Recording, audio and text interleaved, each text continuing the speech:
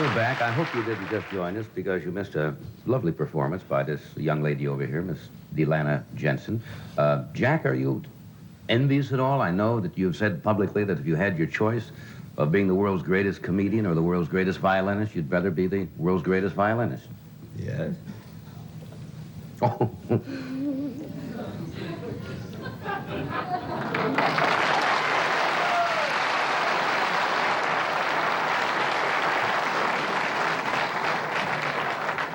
Give me A, will you please?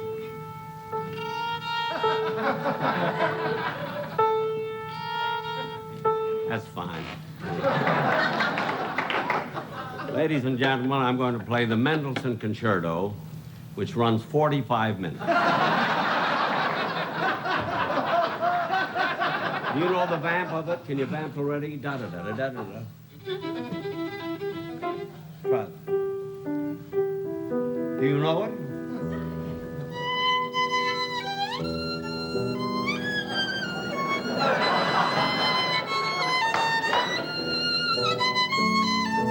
It's not even my violin, you know. Is there any other selection?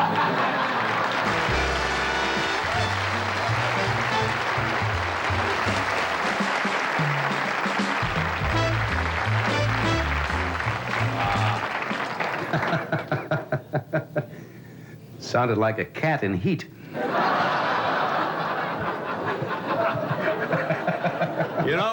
You know what Fred Allen used to say, God rest his soul, when I played the violin, he always used to say, when Jack Benny plays the violin, it sounds like the strings are back in the cat. Why, I got to bring out this next gentleman, whom you know. He's a regular on the Julie Andrews show, and will be here at NBC next week to do a show with Flip Wilson. He probably does a wider range of impressions than any guy working today. Would you welcome, please, Rich Little. Rich.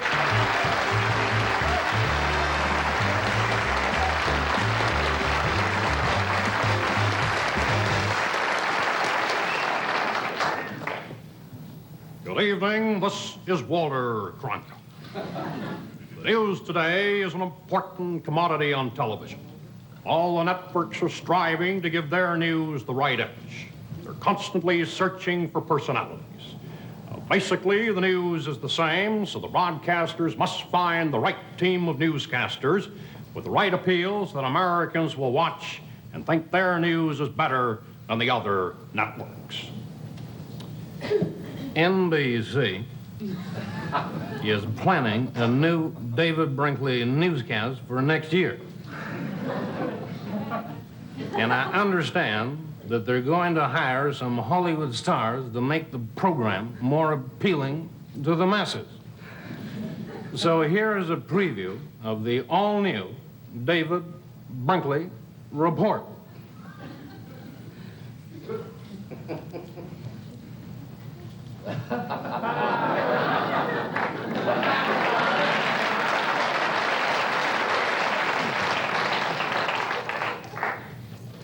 This is Jack Benny in New York City.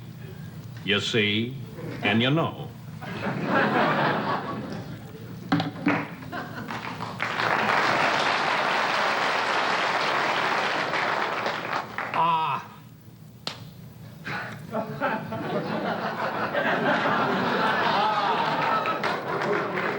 And this is Johnny Carson in Washington.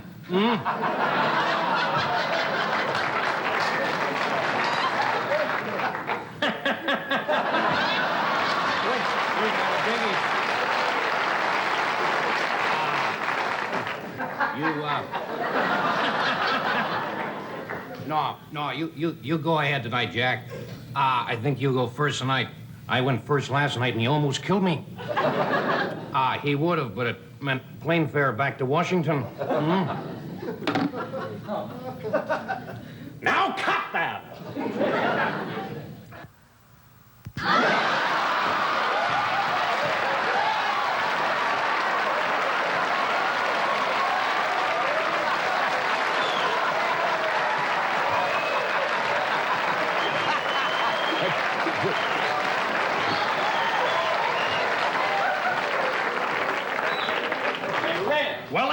can do what I can do.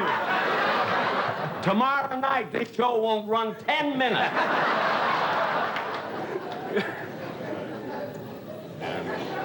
Fresh kid. Now here's the news. Jack Benny reporting. Today in New York, Mayor Lindsay handed the city council a new budget for the year.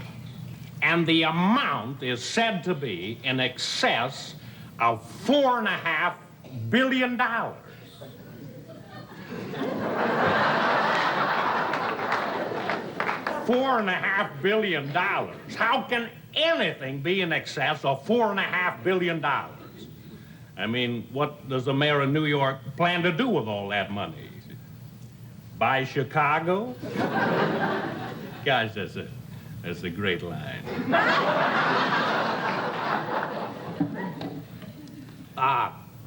Meanwhile in Washington, I'm not through yet. When the mayor turned in his record budget, now listen to this. When the mayor turned in his record budget, the city council president said, look, what do you plan to do with all that money? Buy Chicago? See, I told you that was a great line. Can I go ahead now, Jack?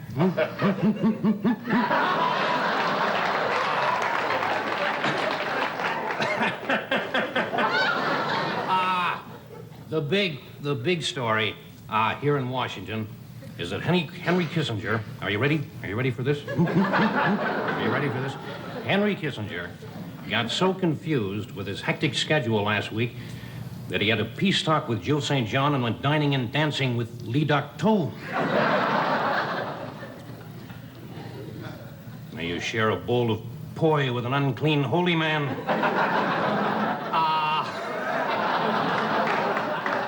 That's worse than buy Chicago. Well, folks, that's it. That's it for tonight, folks. We hope you've enjoyed the news. And here's a newcomer now who is going to give you the weather.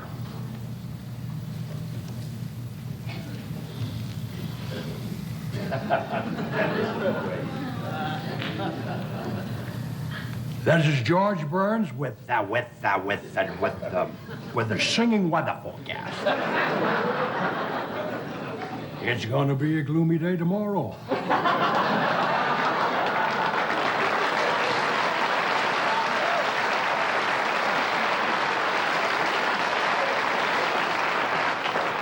A gathering of rain clouds everywhere. There'll be noted individuals and prominent distinctiveness that permeate the social atmosphere. Everyone as anyone will be there to honor a lovely fiancé. There'll be a grand ovation, a special ostentation when the preacher gives everybody away. Oh.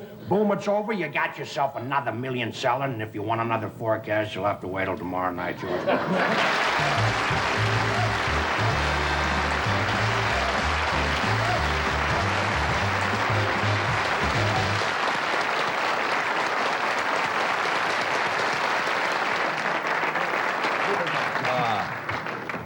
That's very good. Very good, Rich. Listen, Do I really laugh that way? I want to Come on. thank both you guys for being so successful in the business. I've had a very good year. And I rely on the popularity of you two guys. You do everybody tremendously. You really do. But you, Johnny, this is the voice I've worked on for the past 2 years more than any. I'm not easy to do, really. And you were not easy to do. Do I really laugh that way? The secret, I shouldn't really say this, but the secret of doing a good Johnny Carson is to make sure that your jokes aren't too good.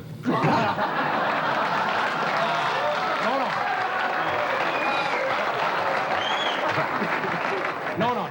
It's the comeback. It's those little zingers. Wait a minute, may I say something? Sure. You know, the greatest imitation that he does, and very few people know about it, he does an imitation, and this is merely a voice. It can't be anything else. I know Of what you're Vice talking about. President Agnew.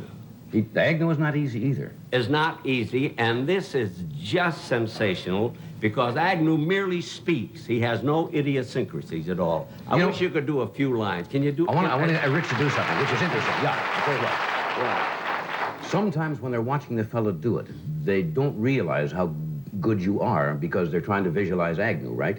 Yeah. Sometimes if you close your eyes for a second, If you close your eyes, you'll hear Agnew. incredible. Yeah, because it's really not that powerful an impression.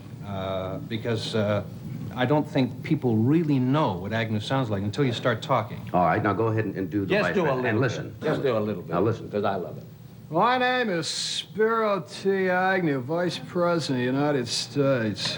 Let me give you a little background on myself and clarify the discrepancies promulgated by those who close their eyes to the pernicious influence of the spirit of national masochism encouraged by an effete corps of impudent snobs.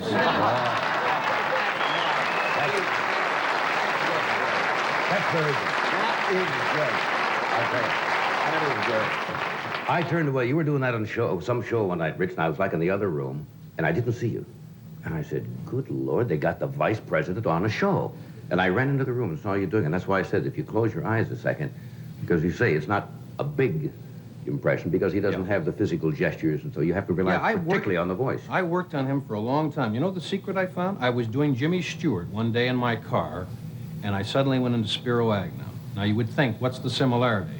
But you see, the thing with Jimmy Stewart is that the voice is so, it's kind of slow and it's draggy, and all I did was kind of slow it down And just raise it a bit, and I'd right into the... That's good.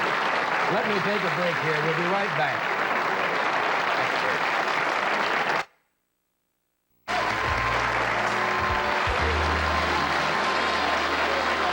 Well, the hour and a half is all over. Did you know that? I thought it was about 40 minutes.